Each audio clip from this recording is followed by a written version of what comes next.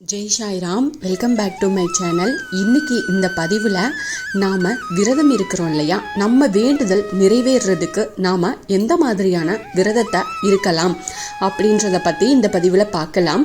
விரதம் அப்படிங்கிறது வெறும் சடங்கு இல்லை, இது உங்கள் மனதையும் ஆன்மாவையும் சுத்திகரிக்கக்கூடிய ஒரு வழி.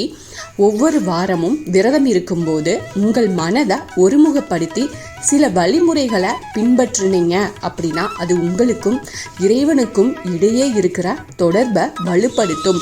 இதனால இறைவனிடம் நீங்கள் முன்வைக்கும் கோரிக்கைகள் உடனடியாக நிறைவேறும். விரதம் இருக்கும்போது பின்பற்றக்கூடிய 10 விஷயங்களை பற்றி இந்த பதிவில் நாம் தெரிஞ்சுக்கலாம். இது உங்களுக்கு கண்டிப்பாக பயனுள்ள பதிவாக இருக்கும்.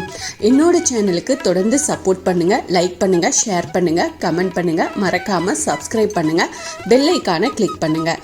ஒவ்வொரு வாரமும் விரதம் இருக்கும்போது உங்கள் பக்தியை அதிகப்படுத்த சில வழிகள் இருக்கு. விரதம் வெறும் சடங்காக இல்லாம உங்க இஷ்ட தெய்வத்துக்காக அர்ப்பணிக்கப்பட வேண்டும். சில குறிப்பிட்ட முறைகளை பின்பற்றி விரதம் இருக்கும்போது ஆன்மீக பலம் அதிகரிக்கிறதோட உங்களுடைய வேண்டுதலும் நிச்சயமாக நிறைவேறும். சரி, விரதம் இருக்கும் முறைகளை நாம இப்போ ஒவ்வொன்றா பார்க்கலாம். முதல்ல விரதம் எதுக்காக இருக்கிறீங்க அப்படிங்கிறத முடிவு செய்யுங்க. விரதத்தை உங்கள் இஷ்ட தெய்வத்துக்கு அர்ப்பணிங்க. ஒரு பிரார்த்தனை அல்லது சங்கல்பம் செய்யுங்க. தெளிவான மனது ஆன்மீக பலன்களை கொடுக்கும். அதாவது எந்த கடவுளுக்காக விரதம் இருக்கிறீங்களோ அந்த கடவுளின் பெயரை சொல்லி இந்த விரதத்தை நான் உங்களுக்காக இருக்கிறேன் அப்படின்னு மனதார சொல்லுங்க. அடுத்தது பார்த்தீங்கன்னா, ஒவ்வொரு கடவுளுக்கும் ஒவ்வொரு விதமான விரத முறைகள் இருக்கு. உதாரணமாக சிவன் விரதம் துர்கா விரதத்திலிருந்து வேறுபடலாம். குறிப்பிட்ட சடங்குகள், நேரங்கள் மற்றும் உணவு கட்டுப்பாடுகளை முன்கூட்டியே தெரிஞ்சு வச்சுக்கோங்க. அதனால நீங்கள் எந்த கடவுளுக்கு விரதம் இருக்கிறீங்களோ அந்த விரதத்தின் விதிமுறைகளையும் தெரிஞ்சு வச்சுக்கோங்க.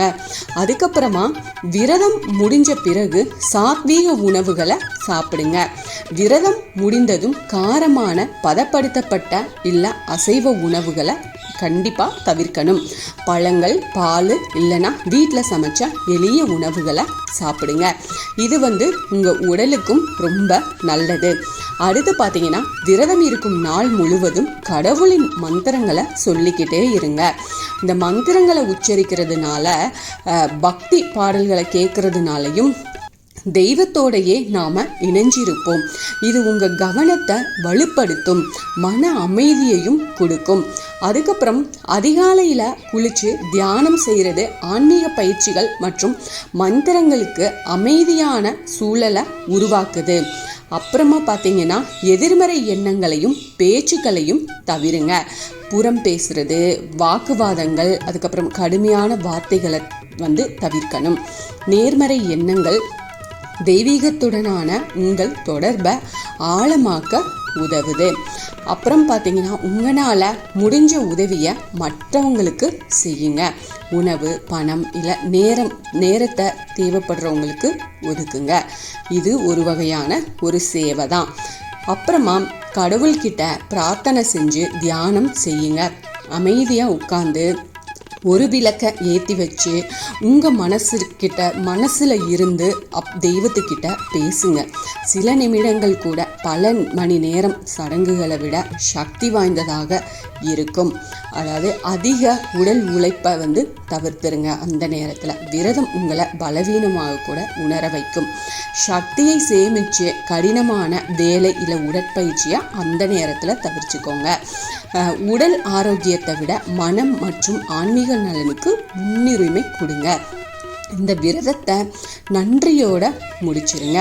விரதத்தை முடித்த பிறகு உங்களுக்கு வழிகாட்டியதற்காகவும் வலிமை கொடுத்ததற்காகவும் தெய்வத்திற்கு நன்றி சொல்லுங்க. உங்கள் அனுபவத்தை பற்றி யோசித்து வரவிருக்கும் வாரத்துக்கு ஒரு நல்ல எண்ணத்தை மனதில் வச்சுக்கோங்க.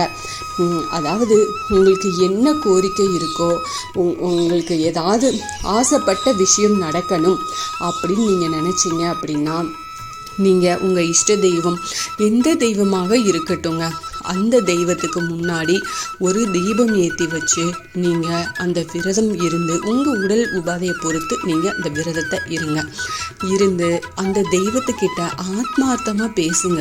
உங்களுடைய பிரார்த்தனையும் சரி, உங்கள் கண்ணீரும் சரி அந்த தெய்வத்துக்கிட்ட போய் சேரும். அதனால நம்பிக்கையோட நீங்கள் அந்த விரதம் இருக்க போகிறீங்க அப்படின்னா முழு நம்பிக்கையோட அந்த தெய்வத்துக்கிட்ட வச்சு நீங்கள் அந்த பிரார்த்தனையும் வச்சு வழிபாடு செஞ்சீங்க அப்படின்னா நிச்சயமாக உங்களுக்கு கை மேலே பலன் கொடுக்கும். உங்கள் பிரார்த்தனை 100% நிறைவேறும். இந்த பதிவு உங்களுக்கு பயனுள்ள பதிவாக இருக்கும் அப்படின்னு நான் நம்புகிறேன். இதில் ஏதாவது சந்தேகம் இருந்தால் எனக்கு கமெண்ட்டில் கேளுங்க, நான் பதில் சொல்கிறேன். என்னோட சேனலுக்கு தொடர்ந்து சப்போர்ட் பண்ணுங்கள், லைக் பண்ணுங்கள், ஷேர் பண்ணுங்கள், கமெண்ட் பண்ணுங்கள், மறக்காமல் சப்ஸ்கிரைப் பண்ணுங்கள், பெல் ஐக்கானை கிளிக் பண்ணுங்கள். இது போல் ஆன்மீக பதிவுகள் எனக்கு தெரிஞ்ச எல்லாத்தையும் உங்ககிட்ட நான் ஷேர் பண்ணுறேன். Thank you friends. மீண்டும் அடுத்த பதிவில் சந்திப்போம்.